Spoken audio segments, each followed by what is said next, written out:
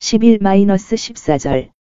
이 장의 이 부분에서는 우리는 험담하는 죄에 대해 경고를 받았습니다. 형제들아, 서로 욕하지 말라. 11절.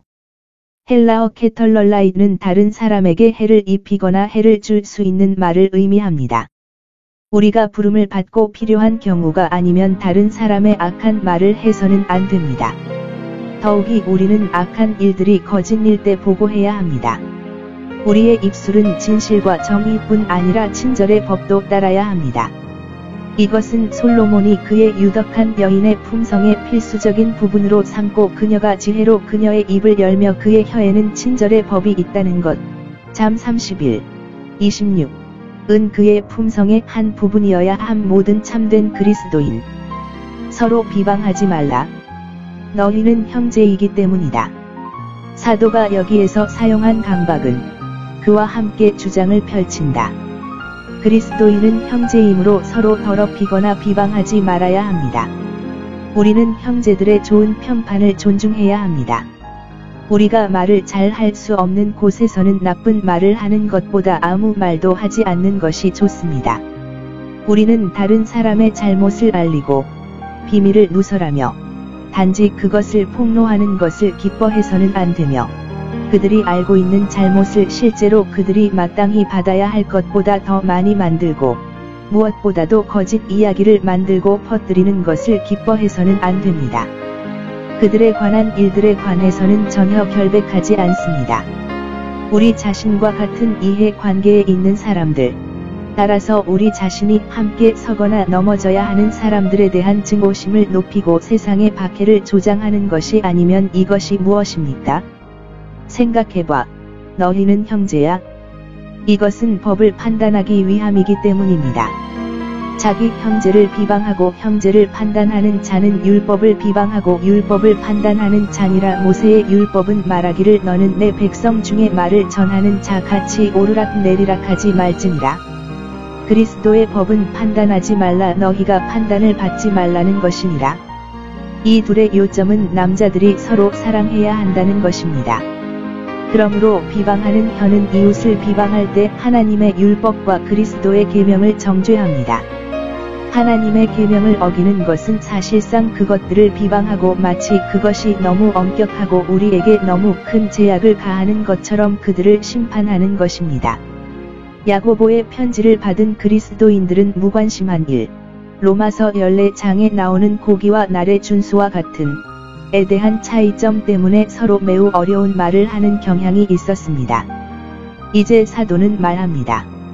하나님의 율법이 무관심하게 두어 버린 일에 자기 형제가 동의하지 아니함을 책망하고 정죄하는 자는 율법이 그들을 무관심하게 하여 악을 행한 것 같이 하여 그로 말미암아 율법을 책망하고 정죄하는 자니 형제와 다투는 자와 무슨 일이든지 하나님의 말씀으로 정하지 아니한 일로 그를 정죄하여 하나님의 말씀을 온전한 규례가 아닌 것처럼 생각하나니 율법 판단에 주의할지니 주의 율법은 온전하니 사람들이 율법을 범하였으면 그것을 심판할 것이요 그들이 범하지 아니하였으면 우리가 그들을 심판하지 말지니라. 이것은 극악무도한 악입니다. 왜냐하면 우리가 율법을 행하는 자가 되어야 하는 우리의 위치를 잊어버리기 때문이며 마치 우리가 율법의 재판관이 되는 것처럼 그 위에 우리 자신을 세우는 것입니다.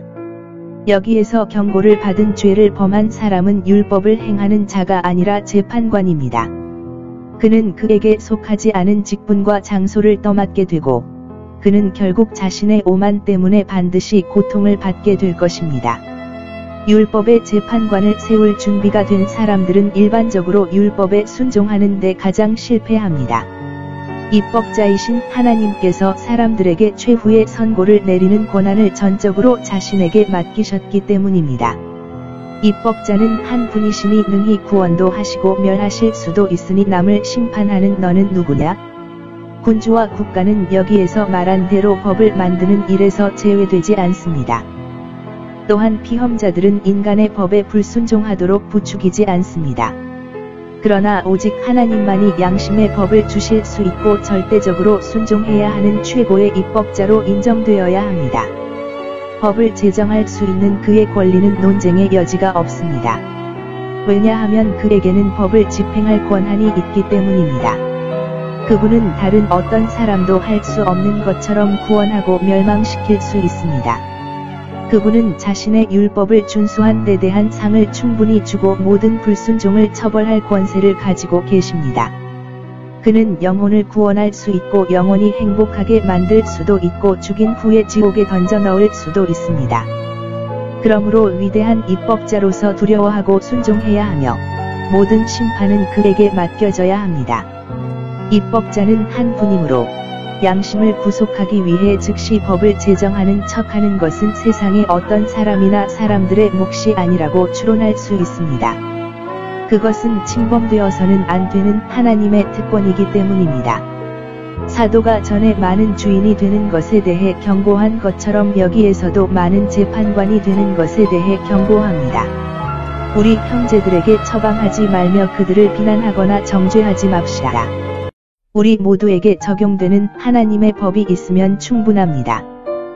따라서 다른 규칙을 설정해서는 안 됩니다. 우리 자신의 특정한 관념과 의견을 우리에 관한 모든 사람에게 규칙으로 삼고 있다고 가정하지 맙시다. 입법자는 한 분이시기 때문입니다. 우리는 우리의 생명이 계속될 것이라는 주제 넘은 확신과 성공의 확신을 가지고 계획을 세우는 것에 대해 경고를 받고 있습니다. 섭리를 무시하다. 주의를 끌기 위해 고안된 옛말로 지금으로 가십시오. 헬라어 단어는 다음과 같이 번역될 수 있습니다. 이제 보라. 또는 보라.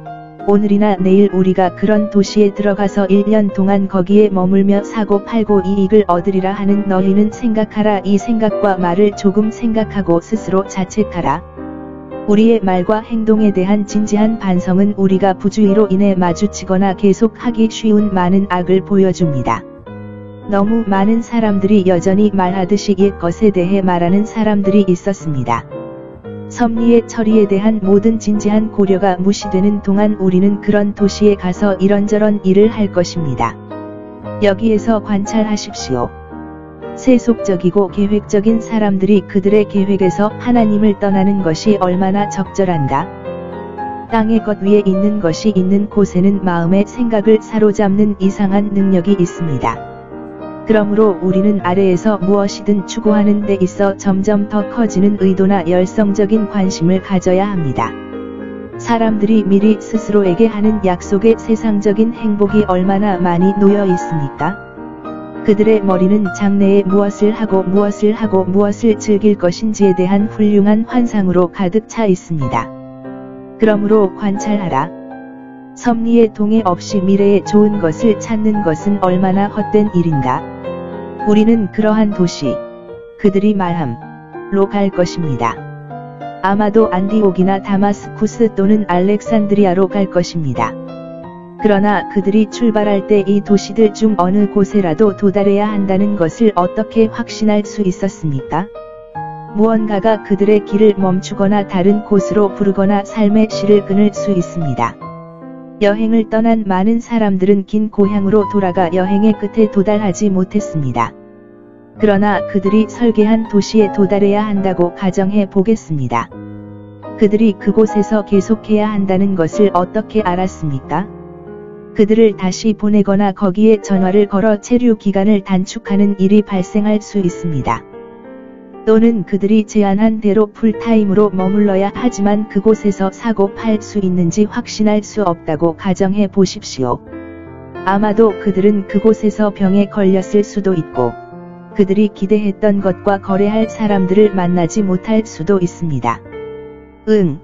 그들이 그 성으로 가서 1년을 거기 머물며 매매를 하되 이익을 얻지 못하리라 하고 이 세상에서 이익을 얻는 것은 기껏해야 불확실한 일이며 이익을 내는 거래보다 손해를 보는 거래가 더 많을 수 있습니다.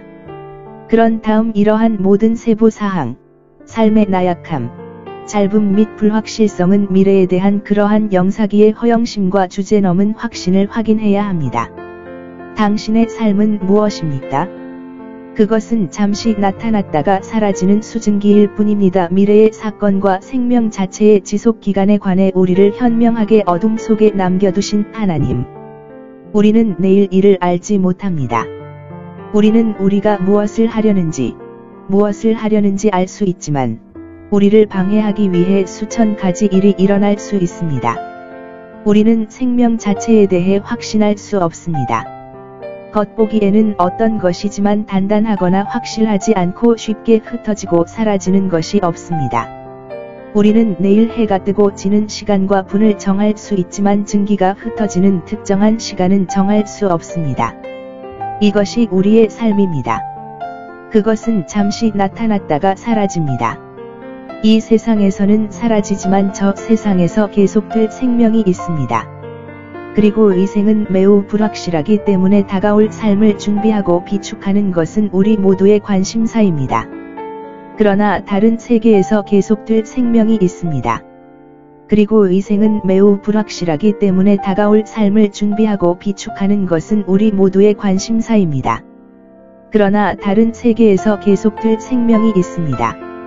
그리고 이 생은 매우 불확실하기 때문에 다가올 삶을 준비하고 비축하는 것은 우리 모두의 관심사입니다.